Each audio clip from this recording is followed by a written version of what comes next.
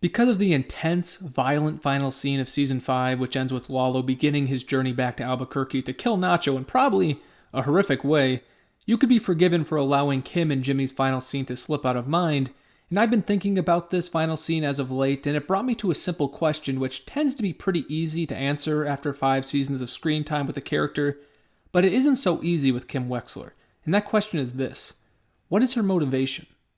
We know that Nacho wants safety for his father, we know Chuck wanted to preserve a feeling of superiority over Jimmy because of their childhoods, we know Jimmy wanted to make Chuck proud, and now he wants the best for Kim, which he makes clear to Mike, and going back to Breaking Bad, we all knew what Walter's motivation was before he admitted them to Skyler and Faylina, but Kim is a much tougher task. When nailing down someone's motivation, family is usually a good starting place, but with Kim, we know very little about her family. In fact, all we know for sure is that she grew up in Nebraska and her mother was an alcoholic, and I'm inclined to believe the story she tells Mr. Acker about having to move different homes constantly as a child and getting frostbite from walking barefoot in the cold, but I'm not 100% convinced.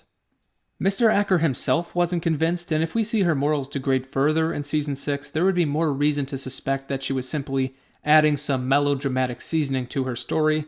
Through Kim's time with Jimmy, she seems more and more convinced by his the ends justify the means mindset, and so the cold opening is really the only 100% reliable information we have about her childhood. Obviously, even if she was exaggerating, we know that her family doesn't actively affect her decisions because she never brings them up with Jimmy, and I will get into the theory I have about her family in just a moment, but I do want to touch on her relationship with Jimmy and how I think he factors into her motivations. In my analysis of the Season 5 finale, I made the observation that throughout the season, Kim watches Jimmy do a number of morally reprehensible things. He incentivizes petty criminals to break the law, he extorts Mesa Verde, humiliating Kim in the process, and most notably he becomes a pawn for Lalo, servicing his every need, even when he did not have a gun pointed at his head. Kim watches all this stuff transpire, but because of her almost unconditional love for Jimmy, I think she shifts her personality closer and closer to his in order to stay with him. And not just stay with him, but have a compatible relationship with him. A relationship where she does not have to scold him for being Saul Goodman because she'll be Giselle St. Clair. Her decision to take pro bono work instead of helping a bank roll across New Mexico could be seen as a way for her to even the moral scales, if you will. Mr. Acker tells Kim that he thinks she's the type of woman who will volunteer once a year to make up for all the bad things she does every day, but by taking the pro bono work, Kim is essentially volunteering every day to make up for the cons she'll pull with Jimmy every once in a while. The plot that Kim and Jimmy conceive to destroy Howard's career for their own financial benefit is going to get to the bottom of this theory. Jimmy seems more apprehensive about the plan than Kim does. If Jimmy takes a stand and pulls away from the plan, and Kim still goes forward with it, that would of course mean that Kim's behavior actually is not a means to adapt to Jimmy. Now, my personal theory for Kim's motivation digs below her love for Jimmy. My theory is an answer to this question: why does she love Jimmy? If Kim were single, there would be no shortage of men going after her. She's extremely intelligent, she's motivated, she's very attractive. She could land herself a man with similar qualities, but instead she settles for Jimmy, who for all intents and purposes is a complete mess. For one, he has a criminal history and he manipulates people at will, and not just narcissists like Ken. He also has used people like Irene and Clifford Maine.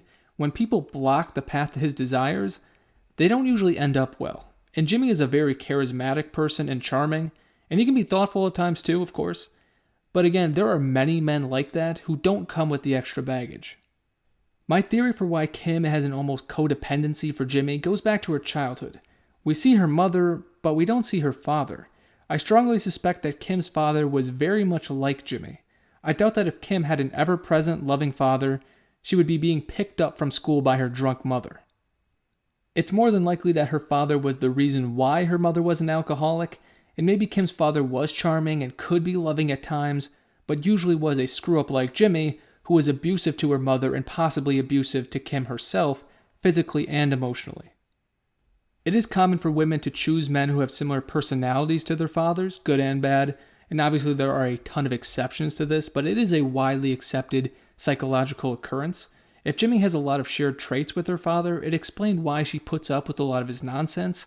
Now, Jimmy isn't abusive to Kim physically, but he is abusive to her morally, which is just as bad in my opinion. Girlfriend, boyfriend, husband, wife. As far as I'm concerned, the number one job of a partner is to contend with your other half and try to improve them as human beings. For instance, helping them become more humble or caring or disciplined, whatever it may be. Jimmy actually does the opposite. He's made Kim see people as merely blocks of clay that can be molded to whatever shape they deem is necessary to improve their own lives. To combine my active adaptation theory and now my quote-unquote father theory, my thesis would look something like this. Kim is desperate to hold on to Jimmy's love because deep down, she sees it as the love she never got from her father. This desperation leads her to adapt her own personality in order to hold on to the love from her father's reflection, who is, of course, Jimmy. I sincerely hope that Kim doesn't stick on her current path. I think the best way for her story to end would be for her to leave Jimmy once she truly realizes what his influence has done to her. And I want this for a couple of reasons. For one, I don't want the show to be overloaded with anti-heroes and villains. I think there should be at least one moral rock. In Breaking Bad, that ended up being Jesse, but also because it would give the possibility for Gene to be actually morally redeemed. If, for instance, Kim leaves the show via Vacuum Man after choosing to be Giselle, she couldn't possibly redeem Gene in Nebraska. She would not have the light for him to reflect. They would just be two dead light bulbs meeting each other.